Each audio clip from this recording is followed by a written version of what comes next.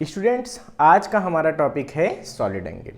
तो बच्चों, solid angle के बारे में हम बहुत ढेर सारी जानकारी लेने वाले हैं, तो आप कॉपी पेन लेके रेडी हो जाइए पढ़ने के लिए। तो बच्चों, सॉलिड एंगल की जानकारी को शुरू करने से पहले हमको पता होना चाहिए कि एंगल क्या होता है। तो देखिए, आपने अभी तक प्लेन एंगल के बारे में पढ़ रखा है। प्लेन एंगल क्या होता था? ऐसे कोई आर्क होती थी और इस तरह से एक आर रेडियस लेकर यहाँ पे एक आर्क लगा देते थे और इस एंगल को बोलते थे प्लेन एंगल, है ना।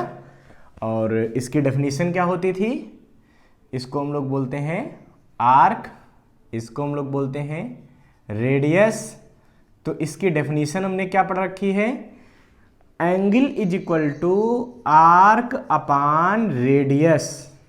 ठीक है, इसका मतलब अगर इस डिस्टेंस को हम r से लिखते हैं, इसको हम डेल्टा s से लिखते हैं, तो थीटा इज इक्वल टू हम लोग ये भी लिख लेते थे arc means delta s, radius r। तो इसको हम लोग बोलते थे बच्चों प्लेन एंगल। जैसे हमने एक पेन को ऐसे रख दिया और एक पेन को ऐसे रख दिया, तो ये जो एंगल है ये इसका क्या है? प्लेन एंगल है, जो नॉर्मल प्रोटेक्टर से आप निकालते चले आ रहे हैं। तो ये प्लेन एंगल की बात हो गई कि theta is equal to delta S upon R. But सबसे मजेदार बात आप यहाँ पे ये देखिए कि प्लेन एंगल आर्क की लेंथ और रेडियस दोनों के रेशियो के बराबर होता है। इसका मतलब अगर हम लोग कहीं यहां से एक एंगल लेना चाहें इस जगह से, तो यहाँ पे क्या हुआ? देखिए, आर्क छोटी हो गई, आर्क छोटी हुई और इसकी रेडियस भी छोटी हो गई। तो इस आर्क के लिए भी प्लेन एंगल अभी भी थीटा ही रहेगा, क्योंकि आर्क और रेडियस दोनों छोटी हो चुकी है। ठीक है, इसका मतलब प्लेन एंगल अलग अलग आर्क के लिए भी सेम हो सकता है अलग अलग रेडियाई होने पर। ठीक है, आप इसको ऐसे भी समझ सकते हैं कि अगर आप एक ऐसे लाइन बना दें, अब इसका अगर यहां से एंगल निकालना हो तो इस पर भी एंगल कितना सब्सटेंड होगा? थीटा सब्सटेंड होगा, भले ही ये कितना भी टेढ़ा मेढ़ा कर दिया जाए। तो angle is equal to arc upon radius होती है, और हमने समझ लिया कि ये आर्क और रेडियस के रेशियो पे डिपेंड करता है। जबकि एंगल की जो यूनिट होती है उसको हम लोग बोलते हैं रेडियन। इसकी यूनिट क्या होती है? रेडियन होती है। और एक डायमेंशनलेस फिजिकल क्वांटिटी है। कैसी क्वांटिटी है? डायमेंशनलेस। ठीक है, इसकी कोई अपनी डायमेंशन नहीं होती। तो ये डायमेंशनलेस फिजिकल क्वांटिटी है। अब हम बात करते हैं कि सॉलिड एंगल क्या होता है। ये पूरी स्टोरी तो किसके बीच की हो गई? ये हो गई प्लेन एंगल की। ठीक है, जो नॉर्मल एंगल हम पढ़ते हैं, एंगल बोलते हैं अपनी नॉर्मल लैंग्वेज में, वो ये है। अब बच्चों, सॉलिड एंगल क्या है? तो जैसे मैंने बताया कि एक पेन को ऐसे रखा और एक पेन को ऐसे रखा, ठीक, और ये एंगल क्या बना? ये बना प्लेन एंगल। अब अगर एक पेन को पूरा ऐसे रोटेट कर दिया जाए, एक पेन को ऐसे रोटेट कर दिया जाए, मतलब अब आप याद कीजिए कि जो आपने सॉफ्टी कभी खाई है, ठीक है, आइसक्रीम खाई है, तो उसमें क्या होता है? कुछ कोन शेप में आपको वो सॉफ्टी मिलती है। या आपने देखा होगा कि आपने अगर कभी चना जोर गरम वगैरह खाया होगा, तो उसमें भी आपने क्या देखा है कि जो चना बना के देखते हैं वो एक कोन शेप का बना के देते हैं। वो लोग कुछ इस तरीके से व्रैप करके आपको देते हैं, इस तरीके से। तो बच्चों, ये एक एरिया है, ठीक है, और इसके अंदर जो सॉलिड एंगल बनना है ये वाला, इस एंगल को हम लोग बोलते हैं सॉलिड एंगल। ठीक है, तो इसका मतलब ये हुआ कि अगर मैं कहूं ये डीए एरिया है, डी एरिया, ठीक है, मीन्स बहुत स्मॉल सा एरिया, और इस एरिया से ये कोण बन रहा है यहां पे, और हमको इस जगह पे सॉलिड एंगल निकालना है। सपोज कीजिए कि इस पॉइंट से इस पूरे एरिया की हर पॉइंट की डिस्टेंस सेम है। मतलब हम ये मान सकते हैं कि ये एरिया हमने क्या किया है कि स्फेयर से कट करके निकाला। जैसे ये स्फेयर होता है, ये स्फेयर, तो इससे ऐसे कट कर लो, तो जो ये एरिया कट करोगे इसके हर पॉइंट की डिस्टेंस सेंटर से कितनी होगी? जो इसकी रेडियस होगी। 3D डायग्राम होता है, इसलिए थोड़ा कंफ्यूजन हो सकता है तुम्हें, बट कोई खास बात नहीं है। आप देखिए कि स्फीयर है, स्फीयर के सेंटर से उसके सरफेस की हर जगह की डिस्टेंस क्या होती है, सेम होती है। तो वैसा ही कुछ ये एरिया है जिसकी इस पॉइंट से हर जगह की डिस्टेंस क्या है, सेम है। एरिया के हर पॉइंट की डिस्टेंस सेम है और ये डिस्टेंस है r, ठीक है। तो जो सॉलिड एंगल होता है इसको हम लोग ओमेगा से भी रिप्रेजेंट करते हैं, ठीक है। कई बुक्स में आपको इसको डी ओमेगा से रिप्रेजेंट करके दिखाया जाता है, कई बुक्स में आपको इसको ओम से भी रिप्रेजेंट करके दिखाया जाता है। तो आप जैसे चाहे वैसे समझ सकते हैं। मान लीजिए आपने इसको डी ओमेगा से रिप्रेजेंट किया, तो solid angle D omega is equal to हो जाता है area divided by radius square. जैसे प्लेन एंगल क्या होता था, आर्क अपान रेडियस, तो ये 3D का है ना, कोन है, कोन 3D होता है ऊपर का हिस्सा, तो वहां का एरिया अपान रेडियस का स्क्वायर, इसको हम लोग बोलते हैं सॉलिड एंगल, ठीक है। अब जिस तरह हम यहां पे बात कर रहे थे कि जैसे ये एक डायमेंशनलेस फिजिकल क्वांटिटी थी, तो ये भी एक dimensionless means m0 l0 t0। तो सॉलिड एंगल एक डायमेंशनलेस फिजिकल क्वांटिटी है, ठीक है। और इसकी जो यूनिट होती है बच्चों वो होती है स्टेरेडियन।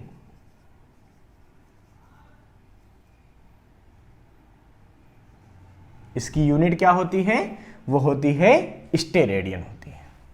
अब अगर कोई हमसे पूछ देता है कि ये बताइए इस एरिया का सॉलिड एंगल कितना होगा, जैसे मैंने यहां पे देखा था कि अगर इसका एंगल यहां सब्टेंड हो तो इस आर्क का भी एंगल सब्टेंड हो रहा था, डिस्टेंस बदल जाती थी क्योंकि जैसे जैसे आर्क चेंज होता था उसी हिसाब से डिस्टेंस चेंज हो। अब मान लीजिए किसी एंगल पे ये एरिया हो, अब इसका कोई पूछ दे सॉलिड एंगल क्या होगा, तो आप क्या बताएंगे। तो भाई सीधी सी बात है, इस एरिया का भी सॉलिड एंगल तो वही डी ओमेगा ही सबटेंड हो रहा होगा। इसका मतलब मैं solid angle is equal to area upon distance square कहूं, क्या ये सही है? क्यों? क्योंकि ये एरिया तो कुछ और हो गया।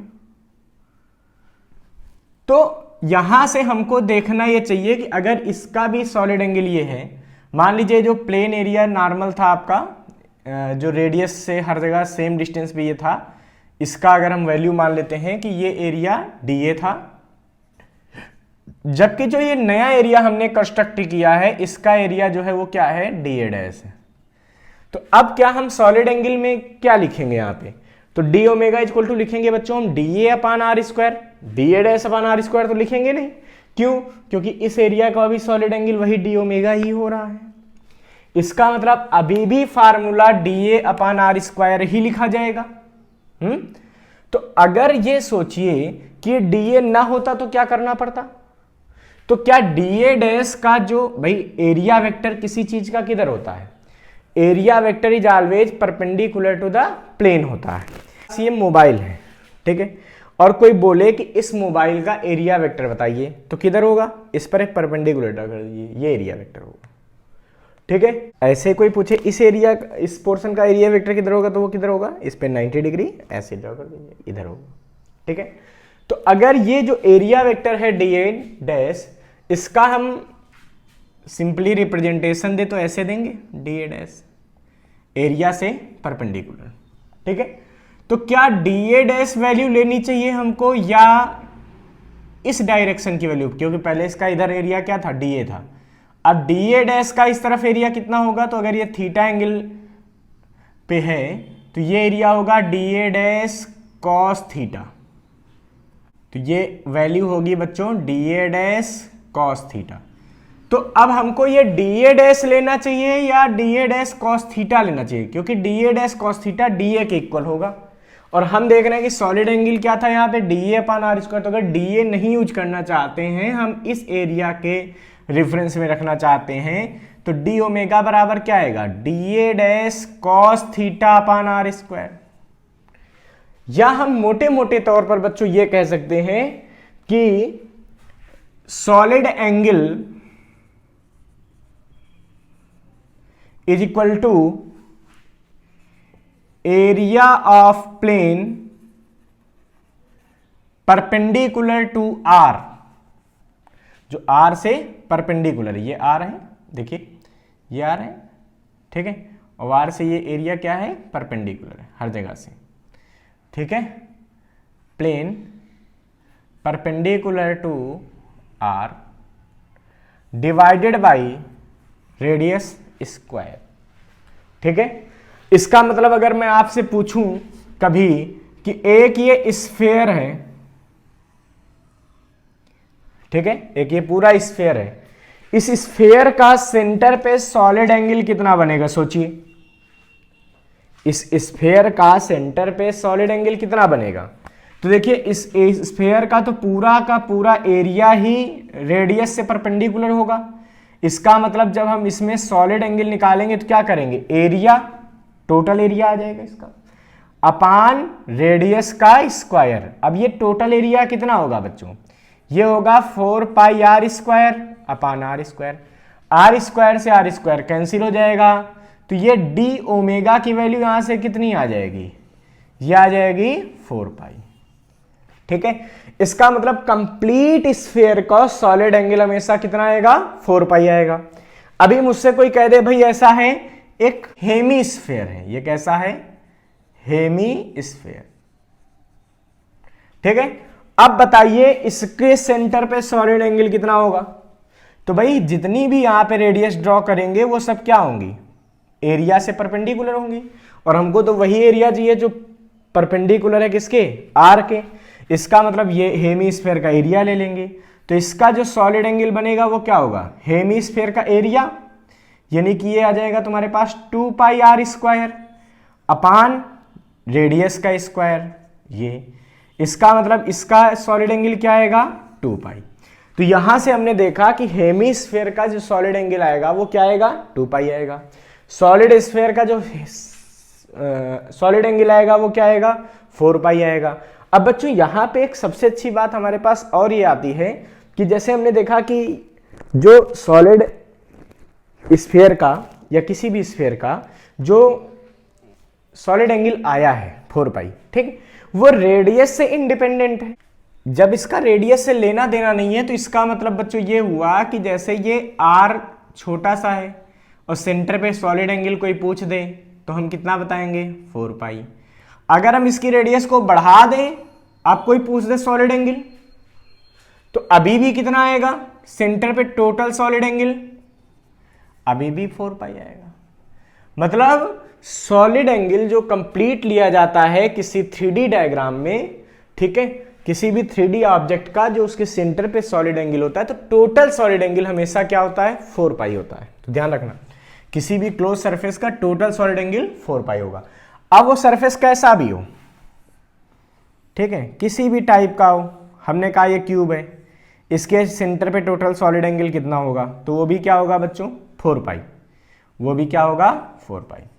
क्यों, क्योंकि हम उसके अंदर कहीं ना कहीं हम इमेजिनरी एक छोटा सा स्फीयर मान सकते हैं, और जितना उस स्फीयर का आ जाएगा उतना ही उसका आ जाएगा, ठीक है, उतना ही उस ऑब्जेक्ट का आ जाएगा। जितना भाई उस स्फीयर का होगा टोटल सॉलिड एंगल 4 पाई, तो वैसे ही पूरे ऑब्जेक्ट का भी 4 पाई होगा। इसका मतलब ये हुआ कि जो टोटल सॉलिड एंगल होती है वो शेप से डिपेंड नहीं करती। अब बच्चों हमारे पास नेक्स्ट टॉपिक इसमें आता है कि सॉलिड एंगल और प्लेन एंगल दोनों में रिलेशन क्या है। तो बच्चों सॉलिड एंगल और प्लेन एंगल का रिलेशन निकालने के लिए हम क्या करेंगे, हम सपोज कर लेते हैं कि स्फीयर है, ठीक है, हमने क्या सपोज किया कि एक ये स्फीयर जिसकी रेडियस जो है वो क्या है, कैपिटल आर है। इस स्फीयर की रेडियस क्या है, कैपिटल आर। इस स्फीयर से हमने एक स्मॉल एरिया ये ले लिया, ठीक है, ये एक स्मॉल एरिया यहां से हमने ऐसे यहां से सेलेक्ट कर लिया, ये सेंटर है सपोज कर लो, ठीक है, ये एरिया हमने सेलेक्ट किया, ठीक है। तो अगर इस एरिया को हम अलग बना के देखें तो हमको कुछ ये ऐसा दिखेगा, ऐसा हमको दिखाई देगा। ये एक एरिया है और ये इसका सॉलिड एंगल है जिसका हमें रिलेशन चाहिए। हमको ये दिख रहा है कि इसका ये वाला एंगल क्या है, ये प्लेन एंगल है। जैसे कोण में इसको हम लोग क्या बोलते हैं, इसको हम लोग बोलते हैं सेमी वर्टिकल एंगल। तो ये हो गया सेमी वर्टिकल एंगल, ठीक है। और ये है हमारे पास क्या, सॉलिड एंगल। हमको सॉलिड एंगल चाहिए। अब हमको ये पता है कि solid angle is equal to क्या होता है, तो solid angle is equal to होता है एरिया अपान या रेडियस का स्क्वायर, ठीक है। तो एरिया अपान रेडियस का स्क्वायर। अब मेन क्या है कि हमको ये एरिया चाहिए, इसको हम ए कह देते हैं, हमको ये एरिया चाहिए। इसको हम कैसे निकाल सकते हैं बच्चों, ये तो पता है कि ये डिस्टेंस आर है, तो यहां से जितना भी एरिया से हर जगह डिस्टेंस बनेगी वो क्या बनेगी, आर बनेगी, ठीक है। तो बच्चों ऐसा होता है कि हम इस सरफेस पर एक पतली सी पहले एक स्ट्रिप कट कर लेते हैं ऐसे, ये स्ट्रिप हमने कट कर ली, ठीक है। ये स्ट्रिप जो है कुछ ऐसे दिखेगी आपको भाई, किसी स्फेयर पे जब आप एक छोटी सी पतली सी ऐसे एक रिंग टाइप की कट करेंगे तो वो ऐसे दिखेगी, दिखेगी। अब इसकी भी यहां से डिस्टेंस ये कितनी हो जाएगी अंदर वाली, ये तो आर ही होगी, ठीक है।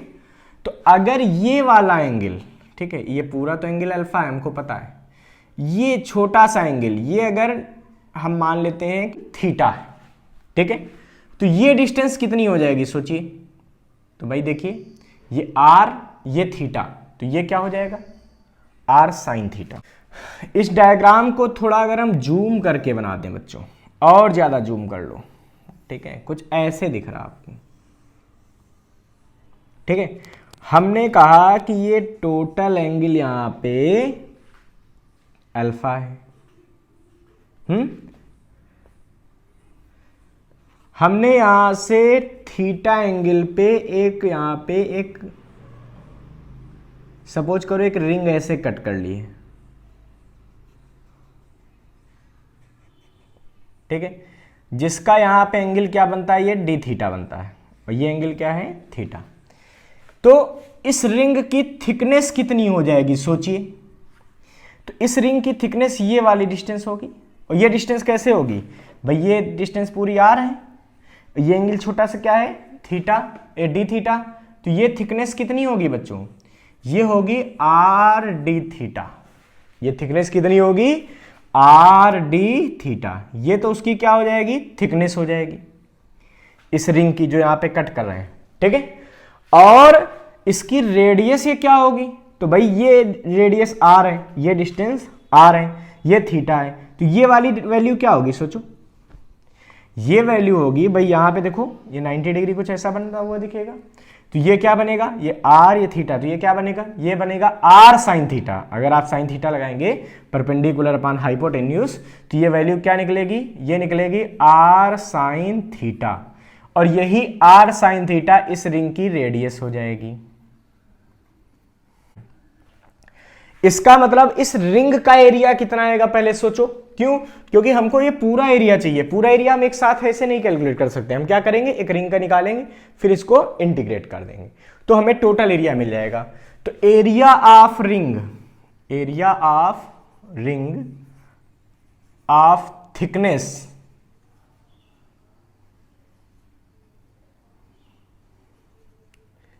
Are D theta, are D theta thickness की रिंग का एरिया कितना होगा सोचो।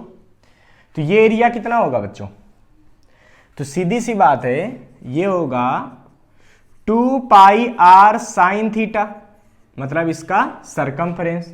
तो आर साइन थीटा रेडियस, तो 2 पाई आर होता है, तो 2 पाई आर साइन थीटा, और इंटू इसकी थिकनेस, थिकनेस कितनी है, आर डी थीटा। भाई सीधी सी बात है, इसको अगर ऐसे ओपन कर लो तो ये ऐसे बन जाएगी, ये लंबी लंबी सी ऐसे। अगर इसको ऐसे तोड़ के ऐसे ओपन कर दो तो ये क्या बनेगी, ये कुछ ऐसे बनेगी। ये डिस्टेंस कितनी होगी, जो सरकमफ्रेंस हुआ इसको तोड़ के ऐसे सीधा कर दिया, तो ये डिस्टेंस क्या होगी, जो उसकी सरकमफ्रेंस है, मतलब 2 पाई आर साइन थीटा। और ये वैल्यू कितनी होगी, जो उसकी थिकनेस है, ये क्या है, आर डी थीटा। अभी इसका एरिया निकालने का तो क्या आएगा, लेंथ इंटू ब्रेथ, तो 2 pi R sine theta into R D theta. तो इसका मतलब ये आ जाएगा 2 pi R sine theta into R D theta. ये बात आपको क्लियर हो गई होगी। हमको तो चाहिए भाई टोटल एरिया, लिखेंगे यहां सो टोटल एरिया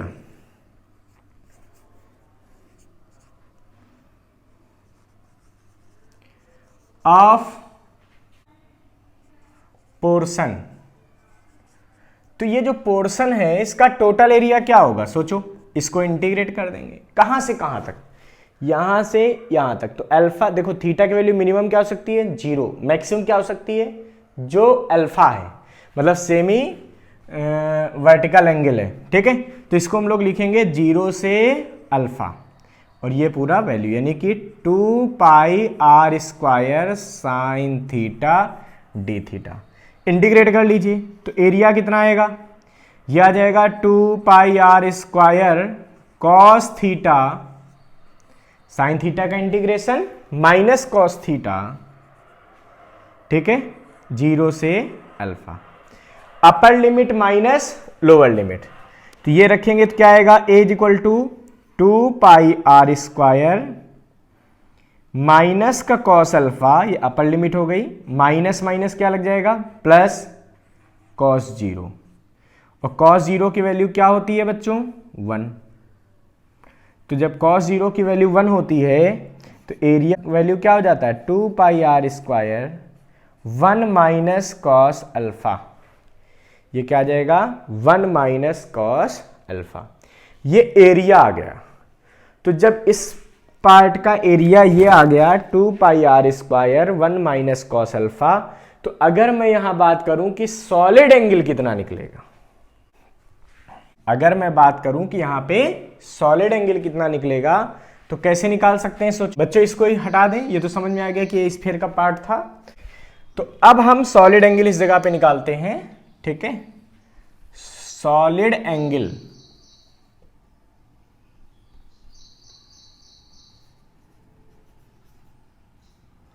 तो ये क्या निकलेगा बच्चों D omega is equal to A upon R square.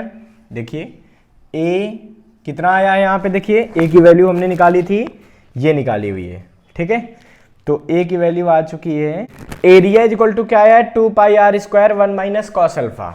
यहां पे कॉस अल्फा क्या है प्लेन एंगल, ठीक है।